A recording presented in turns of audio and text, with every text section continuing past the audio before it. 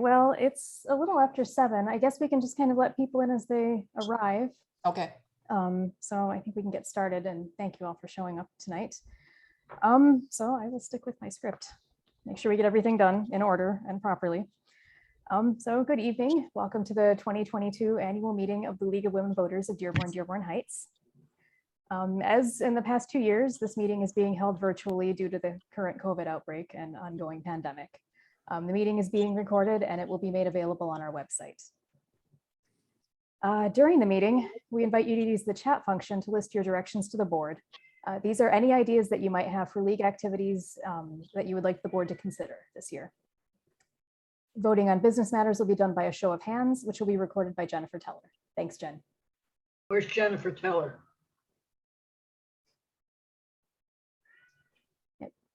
She's not there. I'm She's there.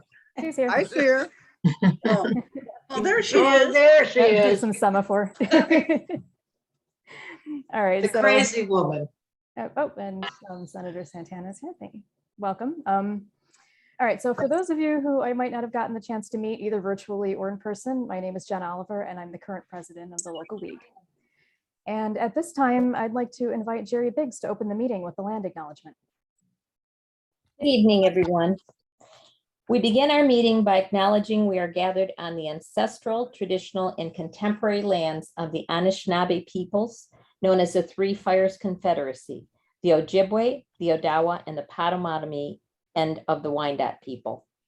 The League of Women Voters Dearborn Heights recognizes historic Indigenous communities, not only in Southeast Michigan, but all who were forcibly removed from their homelands by the Treaty of Detroit in 1807. We further recognize the ongoing relationship of dependence upon and respect for all living beings of earth, sky, and water. In offering this land acknowledgement, we affirm Indigenous sovereignty, history, and experiences. All right, thank you, Jerry. And at this time, I'd also like to thank Jennifer Teller and Mary Jo Doravage for all of their hard work that they put in to organize this meeting and compile the meeting packet. And I'd like to thank everyone else who submitted reports and otherwise contributed their time and labor to this meeting. Next, I would like to acknowledge our past presidents who are in attendance tonight. We have Mary Jo Doravage, Betsy Cushman, Mona Hamoud, Tony Trant, Carolyn Buell, and Judy Carty. Welcome, all of you. And we have a public official joining us tonight. State Senator Sylvia Santana is here. Thank you for joining us. Where is she? Oh, I see that. Yeah. Yep. She's also a member. Yes. There she is. Right. And I'm happy to report that we have welcomed several new members since our last annual meeting. They are Nancy Breyer, Marie Kopach, Lauren Luplo, Janice Ann Machuga, Judith Maiga, Alicia Mazurik, Sarah Mugni, Zainab Mugnia, Nadia Nasir, Hussein Saad, Senator Sylvia Santana, Joanne Thomas, and Janet K. Wells. And I hope to meet all of you in person soon if I haven't already done so. Hear that? Oh, hi, Marlene. A little louder, maybe. Oh, okay. All right. Okay with So- you? Well, let me go get my glasses and I'll try. Oh, that'll be okay, Marlene. Marlene, I'm going to mute you for now. You sit here. Okay. So now we can move on to the business part of our meeting. So our bylaws stipulate that in even numbered years, we must accomplish the following at our annual meeting. Adopt a local program for a 2-year period. Elect officers, directors, and members of the non-meeting committee. Adopt an adequate budget. And transact such other business as may properly come before us. Our bylaws also state that 15% of the membership as of January, or in this case, 14 members, must be in attendance to reach a quorum at this meeting. We've easily beat that, so thank you all. And finally, our bylaws state that the minutes of the annual meeting must be approved by a minutes reading committee of at least 3 members. Secretary Geraldine Bruno will record the minutes and submit them to Alicia Mazurik, Barbara Wallace, and Lauren Luplo, who have graciously agreed to serve on this committee. Thank you all. Thank you. Once the minutes are approved, the committee will submit them to the board for approval at our September meeting, and they will be included in the 2023 annual meeting packet. All right, so now we'll briefly screen share the agenda to give you a quick overview of what we will cover tonight. And this agenda can also be found on page 1 of your meeting packet. So, Jen?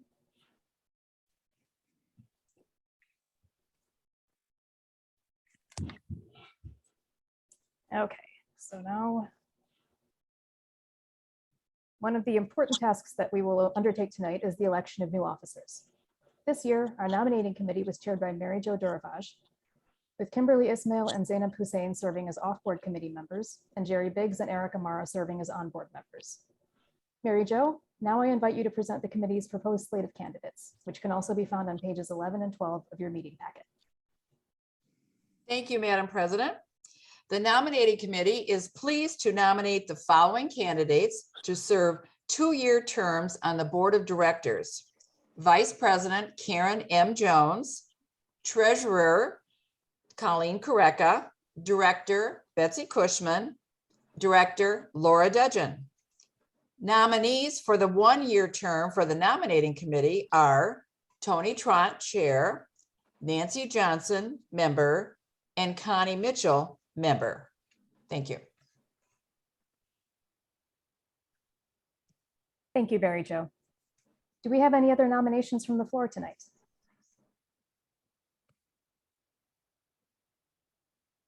Okay, are we sure? No other nominations? I'm told that parliamentary procedure requires that I ask 3 times, so last chance. Do we have any other nominations? Okay, seeing and hearing none, I will now entertain a motion to elect the proposed slate by a single ballot. So Madam move. Chair- I Excuse me. make the motion. All right. Excuse me. I'll do that, Carolyn. Thank you. Oh, well, Madam then do it. Chair, on behalf of the nominating committee, I move the election of the proposed slate by a single ballot. I second it.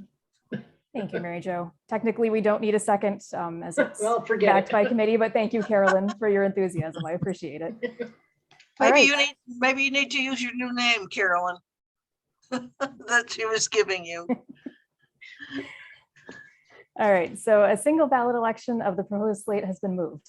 As it has the support of the nominating committee, no second is needed. We have one anyway, which is a good sign. So at this time, please raise your hand to vote yes on the slate. All right, and if you vote no, please raise your hand. Oh, I'm sorry, Jen. Did you count them all? Okay, you're muted. I'm not sure what you just said. I'm sorry. Why does Lauren have her hand up? Oh, sorry. That's okay. We're still figuring this out. Oh, I'm trying to see. There's so much sun where I'm at. You are fine. All right, Jennifer, you're muted.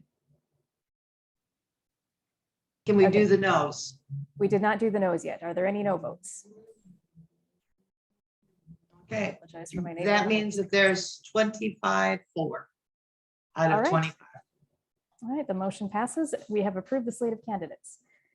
Thank you, Mary Jo and the nominating committee, and congratulations to our newly elected officers. Point of order. Yes, Carolyn.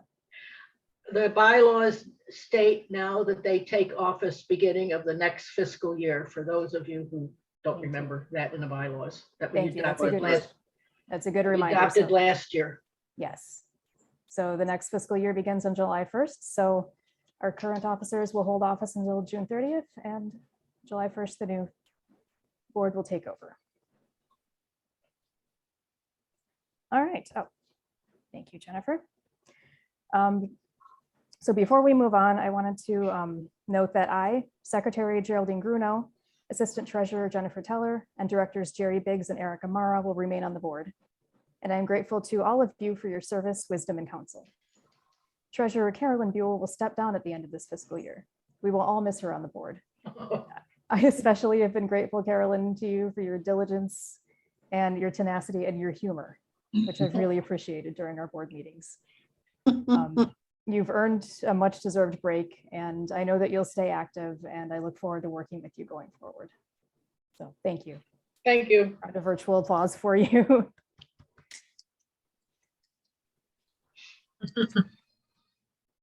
Okay. Oh, well, and I also wanted to acknowledge Betsy Cushman and Marlene Kilby, who have served for the past year as appointed directors on the board.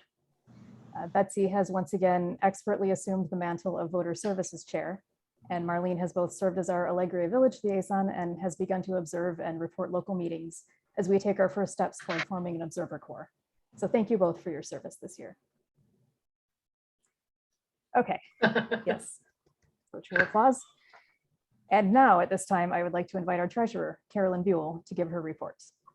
Well, the report's in your annual meeting kit. A statement of financial position as of May 1st. I'm not sure why it's May 1st and not June 1st. Jennifer does this, so I'm gonna have Jennifer explain this. She's the assistant treasurer who's developed our account in QuickBooks, and she does all the QuickBooks. I collect the checks and I take them to the bank. And then when someone needs some money, I write a check and I keep all these records. So Jennifer, you want to explain a statement of financial position? Hey, Jennifer, you're muted. You're muted.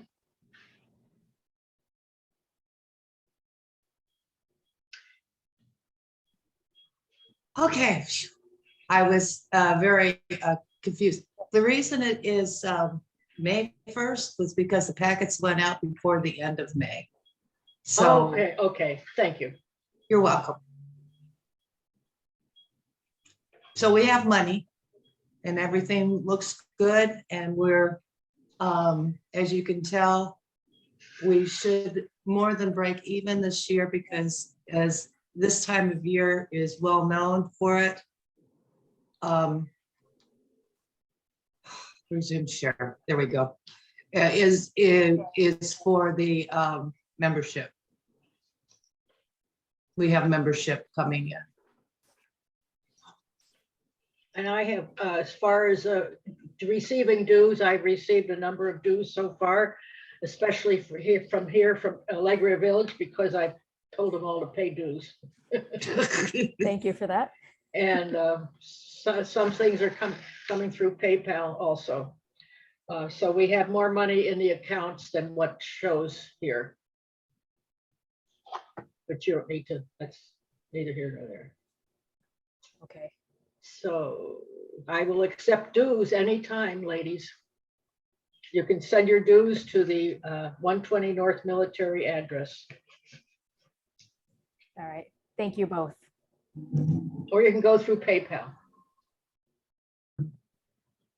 All right, and to follow up on that, an audit of our financial records from the 2019, 2020, and 2020-21 fiscal years was performed in October by Mona Hamoud and Colleen Kareka, who found that our records were in good order. Thank you both for your service. Okay, next up is Carolyn again, who will review a proposed change to our bylaws, which applies to the Budget Committee. And this can be found on, Go ahead. oh, this can be found on page 14 of the meeting packet. So the Budget Committee proposed the following to the board after their meeting on April 11th. The board approved of forwarding the proposal in May to the general membership at the June annual meeting. Actually, the current wording of the bylaw is a Budget Committee shall be appointed by the Board of Directors in July following the annual membership meeting. We changed this last year to read that way. However, we would like to change it to read, a Budget Committee shall be appointed by the Board of Directors 6 months before the end of the fiscal year. Rationale is that July is too early to appoint a Budget Committee, as was discovered this past year. The new board and president need more time to get acquainted with potential committee members. I move that we adopt this proposal to change that bylaw as I printed. second. Okay. So once again, and this was supported by committee, so technically we don't need a second, but again, I appreciate the enthusiasm. So is there any discussion of this change to the bylaw? Oh, yes. Hear me, Jen? Yes, I can. Jean. I was wondering, maybe it should be no later than 6 months, you know what I mean? Because the way it's written is you might have to wait 6 months, but if you don't have to wait 6 months, maybe you don't want to be tied to that. It just said 6 months before the end of the fiscal year. Yeah, I'm saying you don't have to wait till 6 months before. If No. you already know it. Maybe the way it's phrased could be no later than, or no earlier. You know what I mean? Like, I think you understand what I'm saying. Yeah, I do. Maybe, How about a budget committee shall be appointed within 6 months before the end, within 6 months? You know, hmm, I mean, as I read it, to me, it means you could do it before 6 months. I wonder if maybe setting it as no later than 6 months before. So that would give you that. Or at entire least first half of 6 the year. months before. Yeah. Okay, I think that's a reasonable consideration. So shall be appointed at least 6 months, or shall be appointed by the board of directors, insert at least 6 months before, right? So we just have to add the words at least, and that is an amendment to the motion. So Uh, somebody moved to amend the hang on. motion. I Karen think has a- when you say that, then what would make it an example? How would that play out? What would an example be? How would that look like? What? What you just said, what would that look like? A budget committee shall be appointed by the board of directors at least 6 months before the end of the fiscal year. Right, so when would at least 6 months be? That would be the end of December. So anytime from July 1st through December 30th, the 31st. Okay. Yes, Jen? Karen? if that's how it works, then I think that's right. Okay, Karen? Jen, we did have a discussion at a recent board meeting that we do want to give the new board a transitionary time. So we shouldn't mention July 1st. We talked about letting July and August be a time for the board to acclimate. Right, So- I think we don't need to put the beginning of the fiscal year in the wording, but we could put up to, be appointed up to, at least 6 months before, which would be December 31st. Yeah. We could amend the wording to clarify that. So And if Carolyn accepts that as a friendly amendment, we don't need a motion. okay, what did you say the last thing was? Same as you wrote, have it written at least 6. That's what I have. Board of directors Right. at least 6 months before the end of the fiscal year. How simple is that? That's simple. Don't I'm happy with complicate that. it. Yeah, I'm happy with that because it gives us all of the first half of the year, Okay, yeah, to find that person. Okay, I agree with the friendly motion. great. Thank you So- all. Okay, is there any further discussion? Okay, seeing none at this point, I think we can call for a vote. So all in favor, raise your hands and we'll hold them up a little longer this time.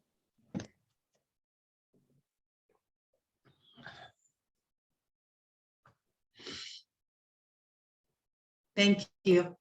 Okay. And do we have any no votes?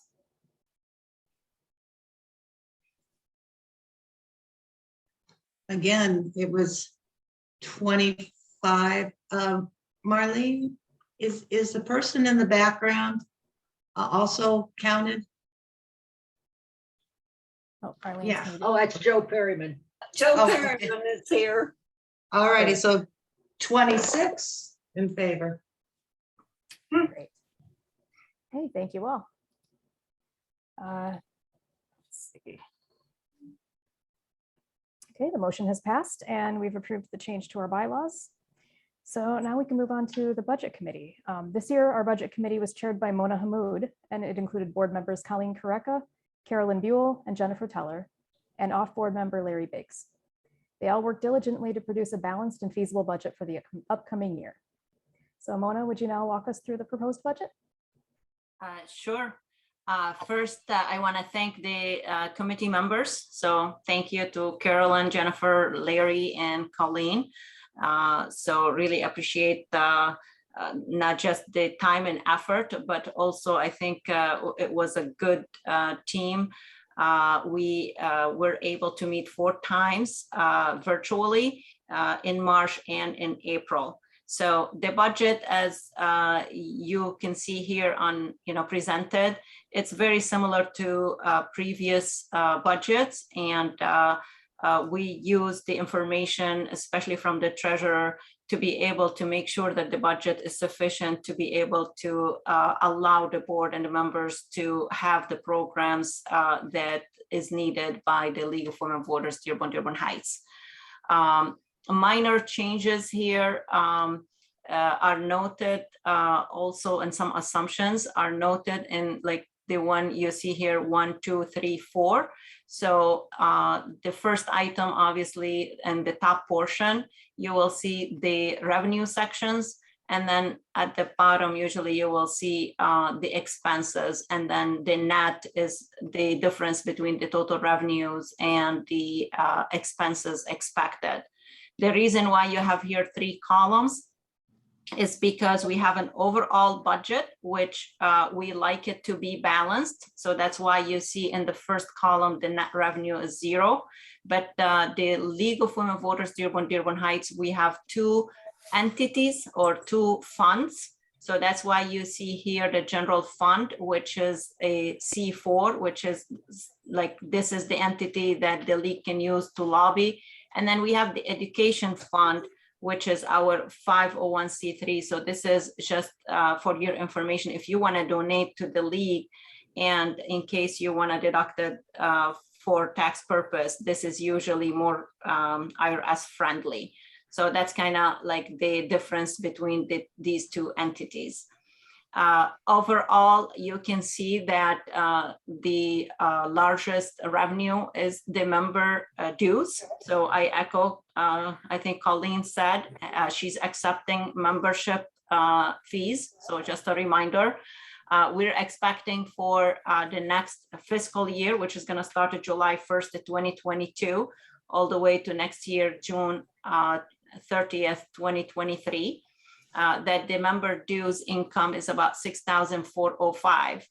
And then you can see the remaining items here, some member contribution incomes, and we divided this half almost between the education fund and the general fund. So, and then after that, you can see the gross profit, or like the total revenues expected, is about $13,843. Those will be obviously supporting the programs and the expenses expected. And from expenditures, you see the operations and the regular operations just to operate the league, from the rent, the phone, the website. But again, we do have our membership per member payments for both the League of Women Voters in Michigan and the US. So these are the ones, like you will see the assumption of 3 and 4. And those are based on a certain assumption of membership. And that's based on 76 members. And then we have 11 household. So with that, that's mainly the major items. But if there's anything, whether Jennifer, Colleen, or any budget committee member would like to add, otherwise, that's my report. Households are 2 or more members living in the same house. Oh. So we have some husbands, wives, we have 1 husband, wife, and son. Well, I don't know if some of the new members would know that we can pay half of our PMP out of our education fund, which is what the League of Women Voters of the United States has granted us to do. So that's why that line item is there. The Michigan one is unable to do that. They can only take from our general fund. Thank you, Carolyn. Yep, and that's line 4. So any questions? If not, do I move to adopt this, or what is the next step? Yes. Okay, I move to adopt this budget for the next fiscal year starting July 1st. Second. I know it came from a committee. Dan, you need to, you're muted. Oh, thank you. Sorry about that. Okay, so yes, we can now open any discussion if there's any further discussion, although I didn't see any questions before. All right, seeing no discussion, then I will call for a vote. So please raise your hand to vote yes to adopt the proposed budget for next year.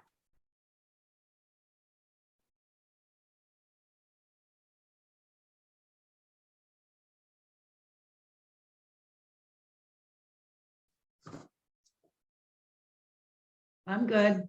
Okay, Just making sure you know I'm voting for Larry on this. Oh, okay. He's off so we got camera. 20.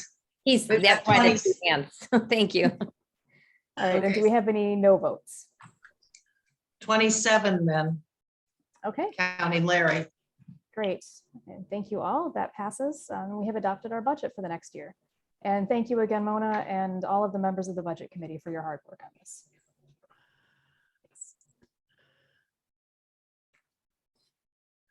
All right, so next, the Voter Services Committee has had a huge job over the past year. As both Dearborn and Dearborn Heights had historic city elections, Dearborn had a special election this spring, and we have returned to local high schools for in-person voter registration efforts for the first time since 2019. Yes, yeah, that's really great. I'm super excited about that. So at this time, I'd like to invite Voter Services Chair Betsy Cushman and Laura Dudgeon, if she wanted to speak as well, who is the co-director of the Youth Voter Registration Project, to speak briefly about their work this year. And Betsy's report can be found on page 16 of your packet. Thanks, Jen.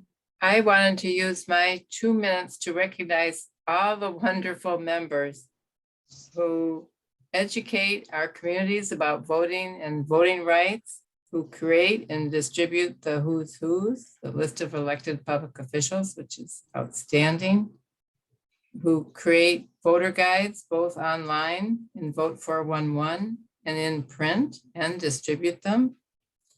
People who register people to vote, especially our high school voter registration program. Those who help with candidate forums, those who work with our city clerks, and those who serve their communities as poll workers, nonpartisan election challengers, and indeed everyone who encourages informed and active participation in government. Thank you for all you've done this past year and are doing. And just mention that if you want to be involved, the next meeting is going to be June 21st at 7 o'clock, and you just need to let me know. Email me to get the link. It's by Zoom. And that is to work on questions for the forum. So if you're running for office, you can't come to the meeting. So anyway, and my email is betsy.cushman@gmail.com. So are there any questions? Thank you.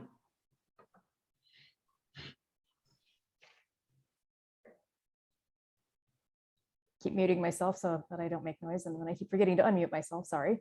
Thank you, Betsy. And Laura, I don't know if you wanted to speak briefly. You don't have to, but I know it's been an exciting year, so it's completely up to you.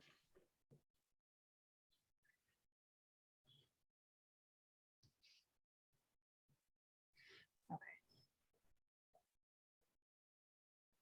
All right. She's Well, muted. She's muted. Yeah, Laura, you're muted right now. Okay.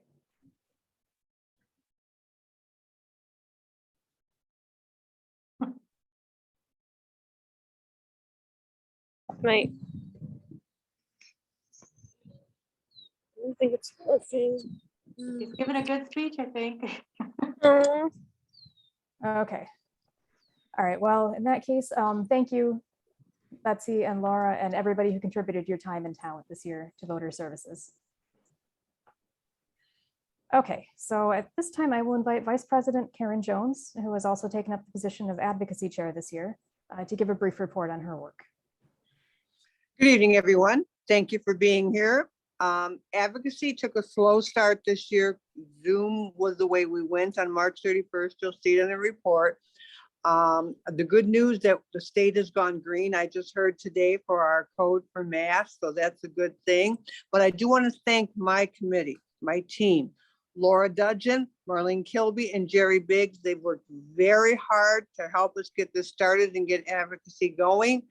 I have a new idea for the coming year. I've just discussed it with our president, Jen, because National LWB had an email out recently about the Poor People's Campaign March, which is happening tomorrow, Saturday in Washington, DC. So this is a position that National is in favor of and making aware to us. So we're going to talk about that in the coming year. That being said, I'd like to take my last couple of seconds of time to please reach out to all board members and throw a challenge out to you. I'd like to see everybody step outside their comfort zone, step outside the box, come forward, help us this year. We have a great board, but we need all hands. Please follow our website as often as you can. Find something on there that seems comfortable to you. Take a chance, reach out to the coordinator of that event. We will willingly welcome you and everything, and we look forward to as many members working with us on many different events. Thank you, everyone. Thank you, Karen. And Mary Jo had reached out to me to ask if she could briefly speak about the Promote the Vote campaign at this time. Mary Jo, if you wanted to give us an update. Thanks, Jen. So some of you who are circulating received a message from me today. Thank you for all of you who have signed up to be a circulator, but we really need our petitions in. We need to get more out. I will talk to Jen, but I'd like to send something out to the general membership to try and get some more signatures. I think the board who did divvy up the members of our group to get them to consider taking petitions. So the time is quickly coming when our petitions are due.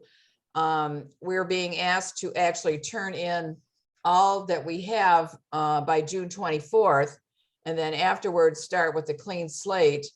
And those will go in closer to July 4th or 5th. And the reason we want to try and get them in is because we want to get them to our third party company that's checking them for their validity and duplicity and all that good stuff. So please, if you're not already circulating and you're able to do it, I mean, most of us have family, friends, neighbors, just knock on the door. I'm at Big B's, and I'll explain this in the message, but Big B's every Wednesday from 10 to 12 and Saturday 10 to 12. And for next week, as you'll see in some of you saw in the message, I said I would be there Wednesday, Thursday, and Friday. So try and make it convenient, or you can bring them to my house, or we can talk about another time that's more convenient. But you know, this is kind of an easy thing really to do, at least for our circles, and every signature counts. So I'm just imploring you to please help out, because if we don't get them in by July 11th, that's the final one when they all have to be in, and we don't have enough, we've really wasted a lot of time, energy, and money. Thank you, Jen. All right, Please thanks, call Mary me with Jo. any questions, or if you can help. Thanks. Thanks, Mary Jo. And Laura has communicated that she had to take a phone call. And Laura, if you'd like to speak briefly at this time, go ahead. Yeah, I'm sorry. Okay. I wanted to thank everyone for a successful new year with the high school students. And I wanted to shout out to all the volunteers that made it happy. Nancy Johnson, Marie Copposite, Pam Bozen, Geraldine, Alicia Mazurik, Judy Maga, Betsy Cushman, Elaine Bosmer, Marianne Pagula, Chris Sullivan, Tony Trant, Carmen Gadan, Joe Barajo, Jerry Biggs, and Leslie Herrick. They were fantastic.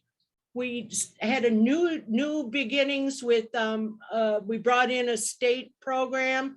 We brought in the students to do the presentations, And we also started a new priority exercise where we're asking the classrooms what's important to them and have them vote on it. It's been a successful program and it's only going to grow next year from there. So thank you, everybody. Thank you, Laura. That's really exciting.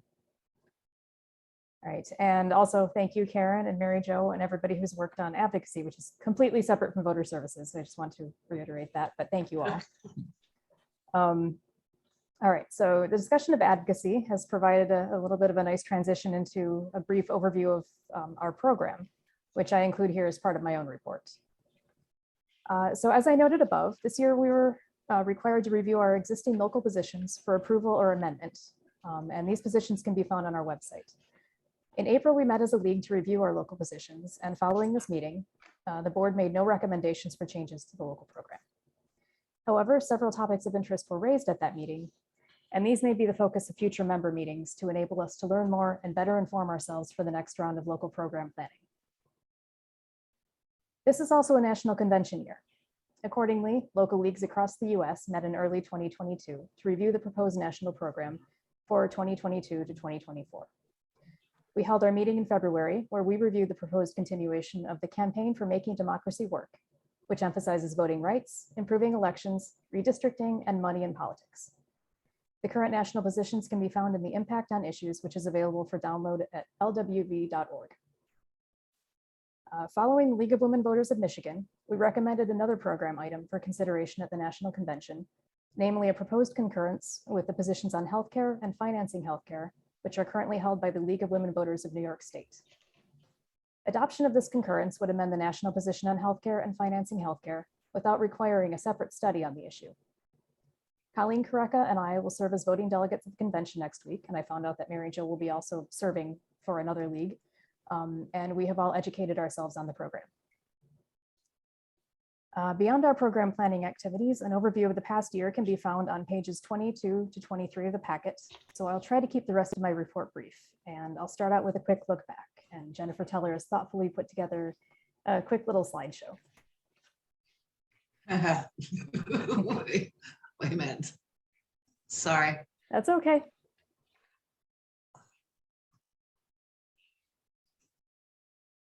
There it is. Share.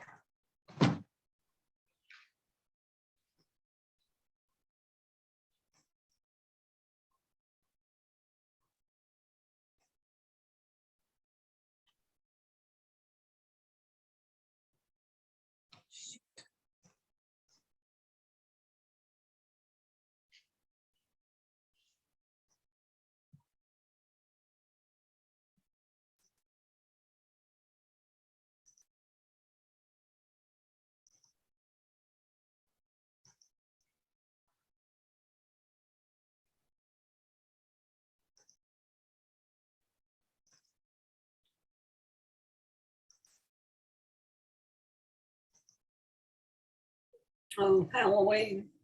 Oh.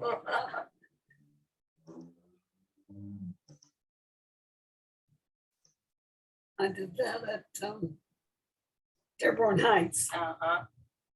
It was fun decorating the car. And That was a lot of fun. Yeah, we will definitely have to do that one again. Elections, so we got to pass out. All right, thank you, Jennifer. All right, so first I would like to thank all of our members for welcoming me as your president this year. This has been an entirely new and at times daunting experience for me. And knowing that I have your support has really bolstered me. And I thank you all for your dedication to community service, which has been a great inspiration. As of the end of May, our league is 102 members strong. Our members live throughout Dearborn and Dearborn Heights, as well as in Inkster, several other Southeast Michigan communities, and as far away as Massachusetts. Thank you, Mary Jo Duravage, for serving as our membership chair and ensuring that our roster is in good shape and our members are kept updated on league business. I'd also like to recognize our very active contingent of members at Allegria Village in Dearborn, who work in their own community and beyond to educate voters and champion league positions. Judy Carty has assumed leadership for this group for several years, but now is ready to step down. Barbara Wallace has agreed to assume leadership going forward. Thank you, Judy, for your service, and Barbara, I look forward to working with you. We've also taken steps this year toward establishing a communications committee. We are very fortunate to have many talented members who handle communications. Our newsletters are compiled and formatted by Mary Jo Duravage. Our Facebook page is run by Betsy Cushman. Our Twitter and Instagram accounts are managed by Colleen Kareka. Our YouTube account and Google Analytics are run by Erica Mara, and our website is managed by Mary Jo, Erica, and Jennifer Teller. Looking forward, we will be very busy during the next year. As always, we will continue to provide educational materials on the upcoming midterm elections this fall, which will feature races from local school boards up to the US legislature and almost every level of government in between. We also hope to present member meetings throughout the year that will address some of the topics of interest identified during local program planning. Please watch our website and newsletters for more information. I mentioned earlier that we've begun to establish an observer corps, which is a group of members who attend and observe, but do not participate in public meetings, and then report back to the league. This information helps us to stay aware of matters of interest in our communities and determine what, if any, action to take. We hope to continue growing the corps over the next year and formalizing our practices, so please watch for future notices to join us. In the meantime, notes from current observers can be found in the members only section of the website. Please contact Mary Jo if you need instructions on accessing that section. So in summary, we will have many opportunities to work together to serve our community. I encourage all of you to stay involved or get involved. And I sincerely hope that we can meet in person over the next year, including at next year's annual meeting. I look forward to seeing you all. At this time, I am delighted to introduce our speaker, League member Sylvia Santana, Senator of Michigan's 3rd District, which includes Dearborn. Senator Santana will give us an update on the current state of reproductive rights legislation in Michigan. Senator Santana. Well, hello, everyone. Good evening. Can you hear me well? Mm-hmm. Oh, awesome. Good, good, good. Well, it's always great to be with all of you and just really continuing to do the work on the ground here in our state to make sure that everyone's rights are protected. For me, abortion is a very personal issue, and we should protect that freedom for everyone to make those decisions at their own time. With the Supreme Court posed to strip our freedom to decide if, how, and when to grow our families, it's more important than ever for our elected leaders to protect that decision. Michigan law already requires the following of seeking an abortion, and this was sourced by Guttmacher Institute, and it was updated on May the 22nd. A patient must receive state-directed counseling that includes information designed to discourage the patient from having an abortion. Then wait 24 hours before the procedure is provided. Private insurance policies cover abortion only in the case of life endangerment unless individuals purchase an option rider. Health plans offer the state health exchange under the Affordable Care Act can only cover abortion in the case of life endangerment unless individuals purchase an optional rider. Abortion is covered in insurance policies for public employees only in cases of life endangerment unless an individual purchases an optional rider at an additional cost. The parent or the minor must consent before an abortion is provided.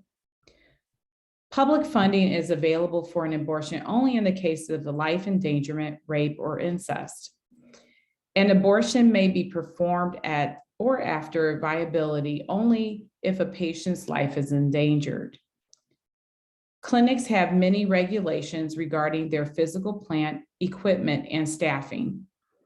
When families are making difficult, complicated, personal medical decisions, one-size-fits-all laws don't work, especially because these issues fall hardest on folks already facing systemic barriers to accessing care due to racism or other inequities. This includes people of color, those working to make ends meet, members of the LGBTQ community, immigrants, young people, those living in rural communities, and people with disabilities. We have a lot of work to do to address these systemic problems, and I am wholeheartedly committed to that work, of course. I have talked to many people, single moms in my district, as well as families that have limited incomes and have more month than money.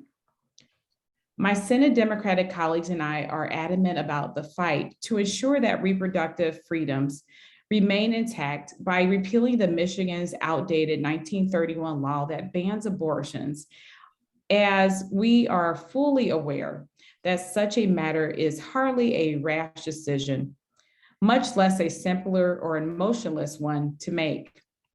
The ability to decide if and when and how a family has substantial economic, social support implications.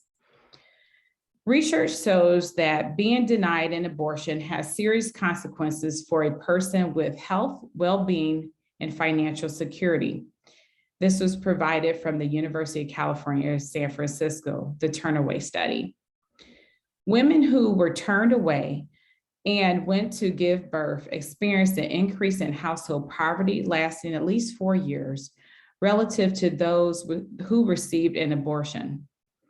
Years after an abortion denial, women were more likely to not have enough money to cover basic living expenses like food, housing, and transportation. Being denied an abortion lowered a woman's credit score, increased women's amount of debt, and increased the number of negative public financial records, such as bankruptcies and evictions. Women who were denied an abortion gave birth reported more life-threatening complications like eclampsia, postpartum hemorrhaging, compared to those who wanted an abortion. U.S. Treasury Secretary Janet Yellen has said that Roe v. Wade and access to reproductive health care, including abortions, helps to lead to increased labor force participation. It enabled many women to finish school, that increased their earning potential, and it allowed for women to plan to balance their families and careers, and that is from the source. Legislation. Currently, my colleague, Senator Erica Geis, has introduced Senate Bill 70 that will repeal the 1931 law. And there is also identical legislation in the House.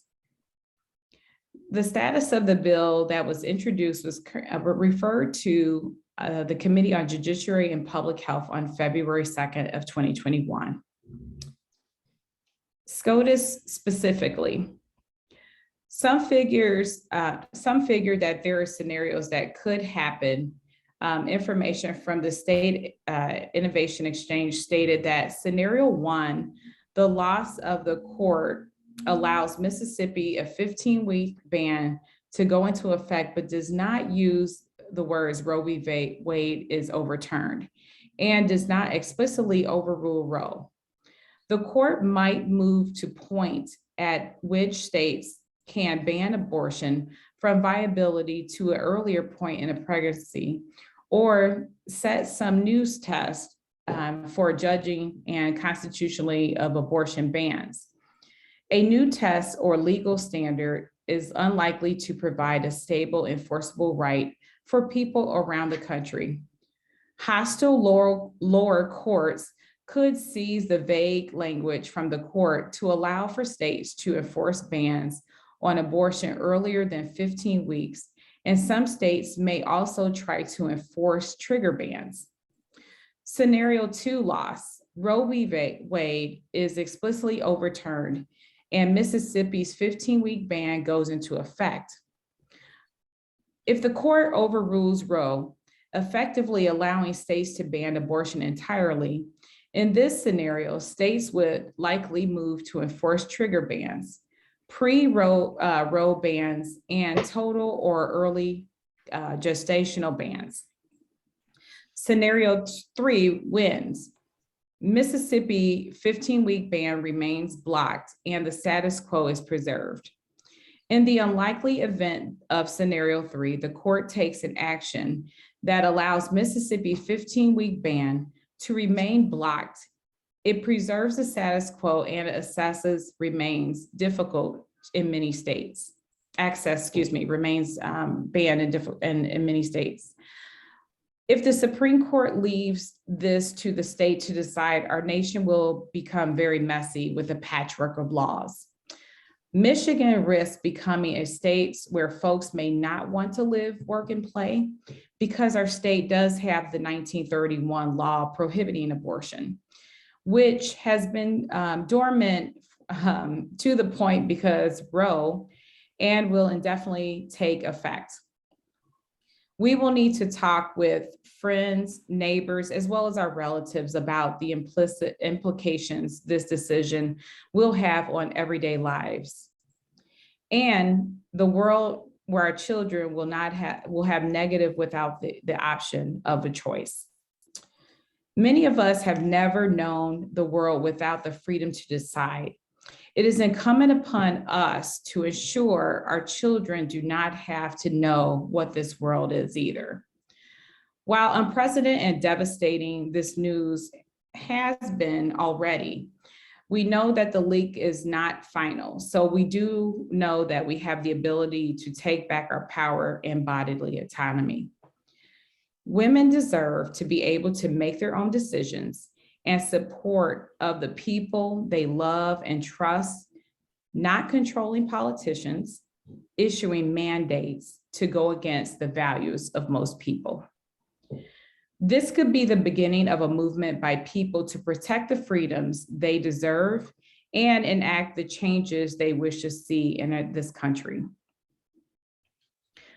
We will do what's next, and this momentum matters. And I am here to make sure that I preserve your constitutional rights here in Michigan and fight alongside my colleagues every step of the way to make sure that our rights, women's rights, are protected. Thank you.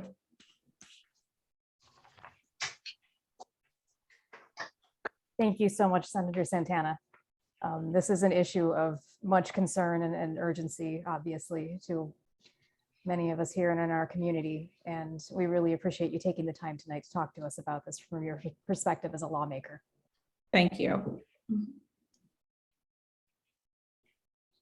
All right, so at this time, I have a couple of acknowledgements. First, I was hoping that U.S. Representative Debbie Dingell would be able to join us as she is leaving the Dearborn District at the end of this year, and I wanted to recognize her especially. I'll have to send her a card, but Representative Dingell, if you watch this, we appreciate your long service to our community and to our league, and we wish you all the best going forward. Second, it has come to my attention that one of our devoted members, Marion Bloy, who is unfortunately not here tonight, reached her lifetime status during the COVID pandemic. We'll share her certificate of recognition, which I will make sure gets to her over the next week or so. Thank you, Jennifer. So the League of Women Voters confers lifetime status upon a member who has reached 50 years of membership. So Marion, if you watch this, we congratulate you and thank you for your long service and friendship. Okay, and as we start to wrap up, at this time, I invite any of our members who submitted reports for this meeting to give any clarification or updates to those reports if they haven't done so already.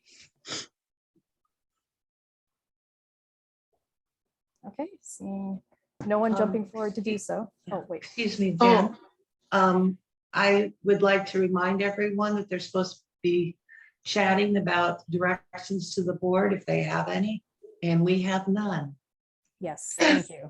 That was next on my list, but thank you. And Jerry, and Jen, if I can ask Jerry, we have good news for the Dearborn ballot. Is Jerry still there?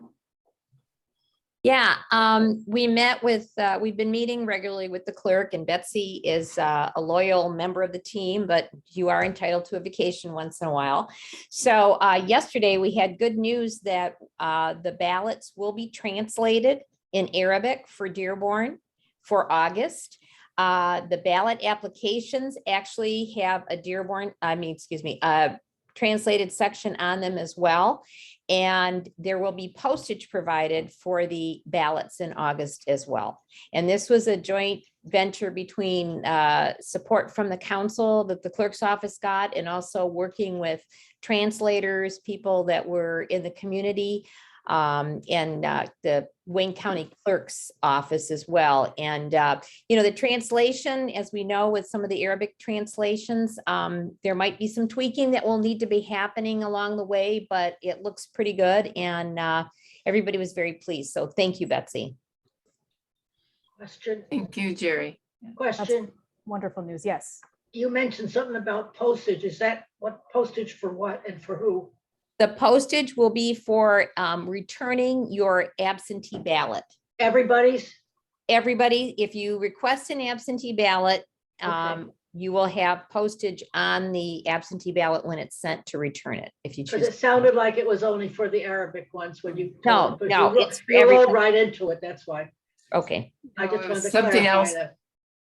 Thank you for clarifying. It was something else that we were asking for. So we're very excited about that. Trisha, yes. Yeah, this is for, I think Jerry would be the one to ask. I did get my application for an absentee ballot today, and it was written in both English and Arabic.